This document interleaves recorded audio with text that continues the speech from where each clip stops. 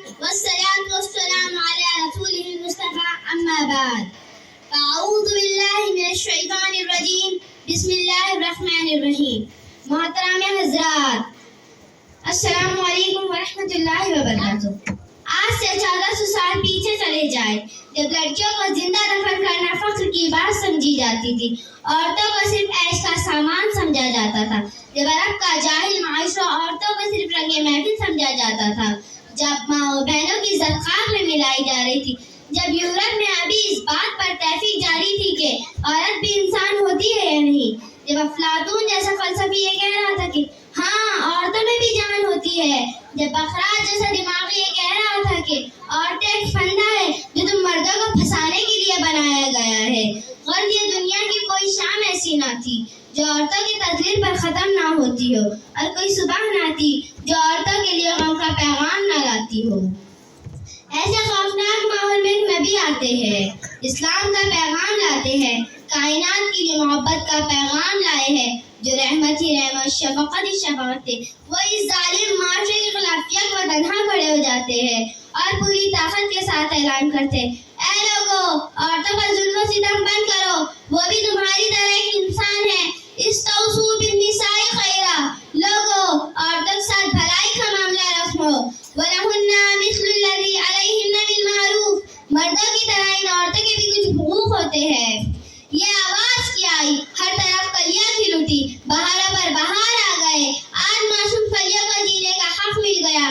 جو ننھی گڑیا جنہیں دفن کرنا ایک فیشن تھا اب گناہ سمجھ جانے لگا.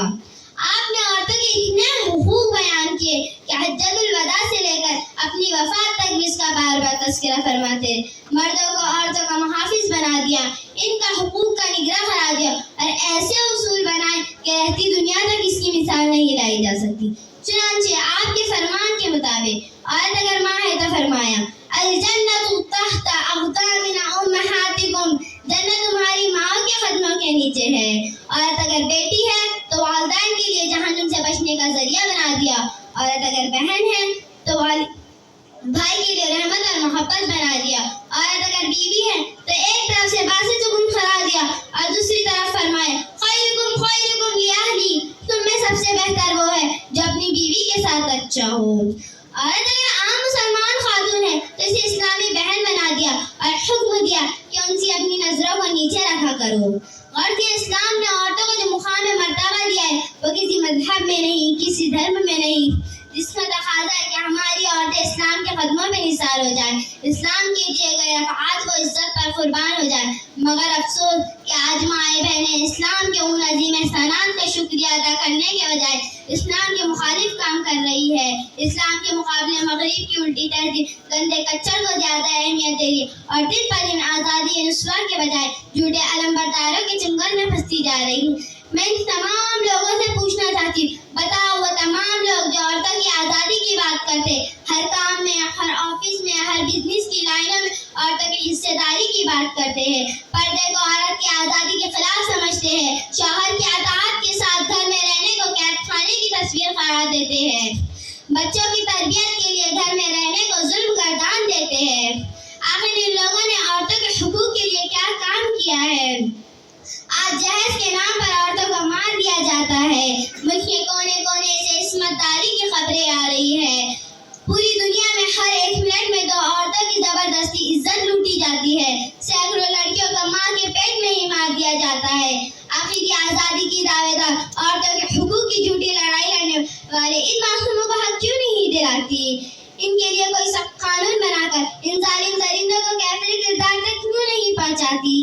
معصوم کلیوں کو مسلنے والے ان بھیڑیوں کو پھانسی پر کیوں نہیں لٹکاتی؟ میرے بھائیوں، حقیقت یہ ہے کہ ان نام نہاد آزادی کے دعوے داروں کو عورتوں کی عزت و آزادی سے کوئی مطلب نہیں، بلکہ ان کا مقصد تھا کہ دنیا میں ادیانیت پھیلانا، جس میں وہ کامیاب ہو گئے. ان کا مقصد تھا کہ عورتوں کو چراغ خانے سے لے کر چراغ محفل بنے، یہ مقصد بھی پورا ہو گیا. ان کا مقصد تھا کہ ان کی تجارت چمکانا، یہ بھی پورا ہو گیا.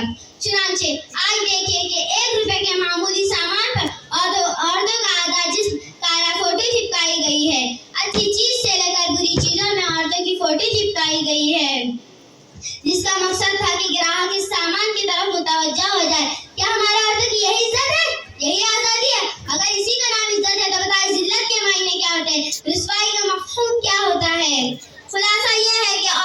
حقوقی آزادی اسلام نے ہی دی ہے. اس آزادی کا نام یہ دنیا والے بتاتے, وہ آزادی نہیں, دھوکہ ہے, فریب ہے, گندگی ہے, ہمارے دین و اسلام کے خلاف ہے. اے عورت گھر کی زینت تو, اے عورت گھر کی زینت تو, تو رحمت ہے برکت سے, تو سارے جہاں کی رونق, ہر فرد بشر کی عزت تو. میرے بھائیوں, اسلام کی عظمت سمجھو, اپنی قدر پہچانا, اسلام کے لیے اپنی جان نثار کرنے کا جذبہ پیدا کرو. وما علینا الا البلاغ.